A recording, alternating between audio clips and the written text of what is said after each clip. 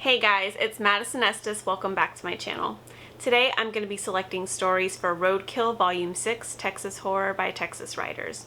I have been reading stories as they come in, except for a few stories in February that I didn't read because of the ice storm and everything that was going on. I just never got around to reading them. So as I'm starting to narrow down the list of which stories are going to make it in the anthology, I'm starting to get really picky, and I've made a list of the qualities that I'm looking for. The first thing I'm looking for is this actually a horror story? Or does it at least have very strong horror elements in it? I can't count how many stories that have been submitted, but if I had to guess, I would guess at least 15 out of the 100 submissions just were not horror stories at all. And I'm just like, no.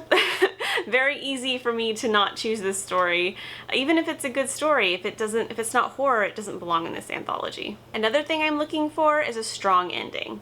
It doesn't necessarily have to have a plot twist, although that is a huge plus, and several of the stories that I'm strongly considering have plot twists, but it at least needs to have a really satisfying ending. And obviously, one of the requirements that was even listed in the submission guidelines is that the story has to take place in Texas. So I'd really like at least 3 or 4 stories, hopefully more, that have a very strong Texas vibe to them. I also want to have a really good mix of supernatural horror stories and more realistic horror stories, like slasher stories or psychological thriller horror stories. I also want to have a good combination of stories that are really bleak and ones that end on like a lighter note, or maybe you're just a little bit more light in general, maybe a little bit of like dark humor mixed in with the horror. And lastly, I want to have a good combination of short, medium, and long stories. I'm going to get started reading and start narrowing this list down.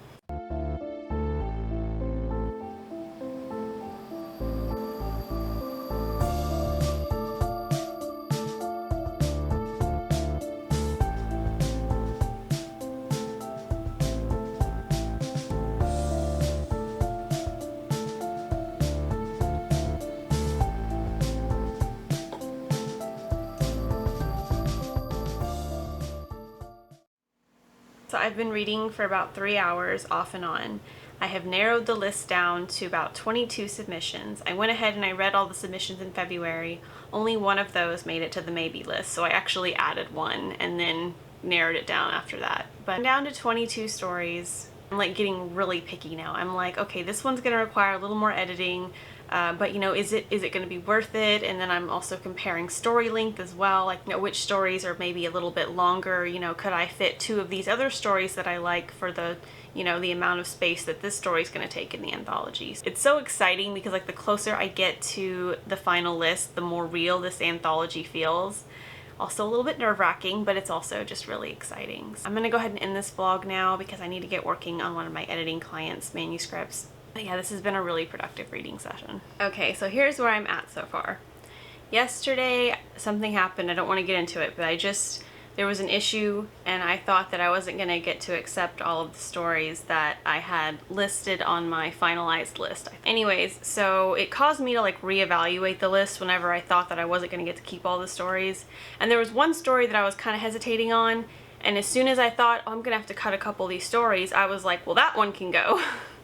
That's how I realized that it's not a good fit for the anthology, because the moment I was like, well, I have to cut at least one story probably, let's cut that one. Didn't hesitate, so I was like, whenever I realized that I could keep all the stories I wanted to, that was one that I was like, well, you know, I have these other stories that I'm interested in that I'm still kind of thinking about. Why would I want to keep the one that I was ready to ditch? So I did take that one off the list. Again, I thought, you know, okay, well, I took that one off the list and I get to keep all the other ones, so I'm happy, we're done.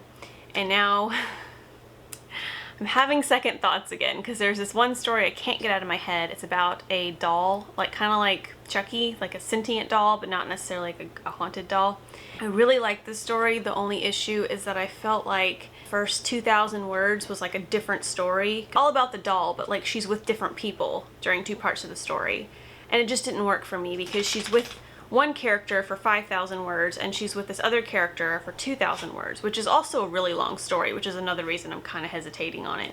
So I'm seriously considering asking the author to just cut the first 2,000 words, which I know that's a drastic change. That's the kind of thing that would probably make me mad if someone suggested it to my story, but you know, like I have a really good reason for it because it feels like it's 2 stories in one. It's one of those things that I feel like after you thought about it for a few minutes, you'd be like, okay, yeah, she has a point. I hope the author feels that way if I end up accepting this story. So what I've decided to do is I'm going to take a break. I'm going to go back to editing my client's manuscript, get away from all the stories. I reread like 3 or 4 stories thinking maybe I'll want to switch this one out with that one, and every time I reread the other story I'm like, no wait, I love that story. I don't want, not that one, a different one. So now I'm just down to like 2 stories. The doll story and this other story. I don't want to get into the details of it in case I do end up cutting that story. I'm just struggling because, you know, and then part of me is like, is this just indecisiveness? Is this me not wanting to end the selection process because then I'm done and I can't change my mind? I don't know. But I honestly just think that I just can't stop thinking about this doll story. Anyways, I'm gonna reread them both. I think also the problem is that I've read that other story like 3 times now. I don't know, the first time I loved it, the second time I still really liked it, and then this time I came to it with a different viewpoint, with a could I get rid of this mindset rather than do I still like this mindset. I'm literally thinking of, I like this other story, can I part with this story for that story? I don't know, it's just like the standard's a lot higher now. I will say at least this, I feel really good about every other story in the collection. And I'm thinking because I'm so persistent to get this doll story in, that must mean it's a good story, because I reread almost all the stories except one. I'm still gonna reread that one, but I'm like 99% sure I want to keep that one. But like the fact that I've reread all these other stories that I knew I was gonna accept just because I really want to get this doll story in here is making me think I really want it in the anthology. So we'll see. Although again, I'm really intimidated at the thought of asking an author to cut 2,000 words from his story. Part of me feels like that's just too rude and I shouldn't do it, but you know, I started thinking about in my rejection letter, I'm probably gonna want to tell him that anyways, just as a favor, as a courtesy. You know, because I really like this story and I want to see it in print, and I'm not sure how many publishers would be willing to print a story this long, especially whenever it has that problem I said of feeling like it's 2 different stories in one story. So either way, I'm going to tell the author this. I'm not sure if it softens the blow to be like, I will accept your story if you make this change, or if it sounds bad. But either way, I figure at least as long as I give the author a heads up before a contract is signed, it's fair. I had a publisher ask to change my ending like along with the contract. Like they sent the contract and asked to change the ending at the same time, which is probably what I'll end up doing. And I was able to work with this publisher to the point where we got to a compromise, but had the publisher waited until I'd signed the contract, oh, I would have been so mad. I think that's the way to handle that situation, I think. If you're gonna ask for drastic changes up front, you need to do it before the contract's signed. I mean, I'm talking like really drastic changes, like cutting 1,000 words or, you know, totally changing the ending, something like that, which again, I think if you're gonna totally change the ending to a short story, you probably shouldn't accept the story. But this isn't the ending I'm asking them to change. I'm asking them to change, you know, a different part that just really doesn't work for the story. So what I'm gonna do, like I'm gonna take the break and reread both stories and just try to figure out which one I want from there. But yeah, I'm not looking forward either way to telling that author that I want to cut some of his story, but I'm hoping he'll just, you know, want the story in bad enough that he'll be okay with it and not hold it against me, because I am just trying to make his story better. You know, that's all editors want, I think, whenever they ask you to change your story. They just want to make the story better, like, you know, and you might disagree with them on how to do that, and that's okay. And it's also okay to withdraw your story if you don't like what the editor's suggesting. I think as long as the editor, and maybe I'm just telling myself to feel better, but I think as long as the editor proposes the changes before the contract is signed, if it's something major, that, you know, is fair. So hopefully the author feels the same way. This is the face of someone that has had to make too many decisions this week. I don't know. I don't know. I will say this, having one story that I really like, that I really want to get in the anthology, that I'm comparing every other story to in terms of quality, has just really made me appreciate all of these stories that are in the anthology. And it made me realize how much I love each of these stories. Like for me to, you know, say, oh, well, you know, I love this story, but I can't get rid of this one. Just constantly like having to justify each story makes me really appreciate the stories that are in this collection a lot more. So I'm thinking this is kind of like the story We're All Weeds. Another story that at first I was like, I really like it, I think I want it, and then like a couple days later, Like, I couldn't get the story out of my head. So I was almost like getting a song stuck in your head. You know, I just couldn't get the story out of my head. Every time I went to the backyard, I thought about it. Just every time I thought about the anthology, I thought about this story. And I'm starting to think that the doll story might be the same way. Like, if I don't accept it, the story will haunt me because it'll be like the one that got away. Whereas this other story, I felt pretty good about it, but now I'm just having doubts about it. I'm finding all these little flaws and stuff that I didn't think about before. I think it's becoming clearer and clearer as I speak which story I'm going to accept and which one I'm gonna toss. So I know by the time this goes up, it's gonna be way too late, but I'm just wondering how you guys feel about an editor that would ask you to cut like 2,000 words out of a 7,000 word story. Not like randomly, like they tell you the specific part they want to cut, and it wouldn't like change the outcome of your story, but it would just shorten the story. Would you be super offended, or would you like be grateful that the editor is helping you make your story better? I'm just curious what your thoughts are, because I'm just like kind of going back and forth on that. I think that's like my biggest issue with this decision, is that I'm gonna have to confront the author on like something that I think is wrong with their story. Maybe the author will just tell me to go F myself, and then the decision will be made for me. Maybe I should just, you know, think of it that way. I want this anthology to be like 120,000 words. Don't have to reject anyone that I liked. Right, so I'm gonna call it quits for today in terms of vlogging. Just focus on editing and just try to clear my head so that I can make the right decision. Okay, so I talked with my co-editor. Shh! Stop! It's just the wind. It's just the wind. She's nuts. Look at her. Look at her. She's going crazy over the wind. It's just wind. It's just wind. Look at the camera.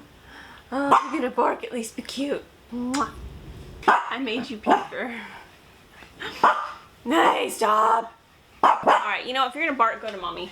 Okay, so I could not decide, and I also couldn't stop thinking about it. I wanted to get this resolved today. So I asked my mom to take a look at both stories, and she liked the doll story more, so I am going to be accepting the doll story. And it just feels right. Like, now that I've made that decision, I feel very confident about it. I think I was just hesitating so much because I had written down the story on like my physical list, which was like ones I was almost certain that I wanted. So I didn't really question it too much. And then whenever I was like being forced to like make a decision, as you know, thinking I might have to cut some stories for the anthology, this was one of the ones I put on the list. And then, you know, after deciding I wanted to make space for this new story, the fact that this was the first one that came to mind, and just the fact that I've, you know, spent all day agonizing over how to get this doll story in, just, it really confirmed for me that this is the right decision. And I feel really confident about all of the stories that have been accepted. Thank you for coming along with me. I hope that this video has maybe shed a little bit of light on the very mysterious process of story selection. If you did submit something and you're watching this and it wasn't accepted, just know that there are so many reasons why, and some of them are very specific to this anthology, and some of them are just personal preference, and it's nothing to take personal. You did get accepted, congratulations. This was not an easy process. Yeah, so and you know, if you didn't submit and don't really know anything else about the anthology, then I just hope that this entertains you, and you know, maybe this is something that you'll think about next time your story gets rejected, or if it gets accepted, just, you know, what the editor's process is, and how difficult that can be, and how, you know, it can sometimes even be like just the author's gut feeling that the story is or isn't right for the anthology. If there's anything that I've learned from this, it's even though there are some stories that you feel really, really good about, you should still reread them multiple times over multiple days. You should still be critical of it up until the point you accept it. And also, you know, when doing a horror anthology, make sure there's horror in all of the stories. Because the big reason why I rejected the last story is because the horror element doesn't come in until the very end. And that's just something that I'll keep in mind if I'm ever in a position to edit an anthology again. That, you know, to pay attention to when the horror comes, and if, you know, the story's payoff is good enough. And also, I hope that when you guys read this anthology that, like, you'll read We're All Weeds and this doll story and be like, good call, Madison. I hope there's no one that reads it that's like, oh, really? This is the story she's stressed out over? Actually, I don't think anyone will. I think that the story is very entertaining and that you guys are going to love it. And I feel really good about the decisions that I made today. And I'm really excited. I'm just so excited for you guys to read this. If you like this video, please give it a thumbs up and subscribe. On this channel, I post book reviews, writing advice, horror commentary, and vlogs. Thanks so much for watching. I'll see you later.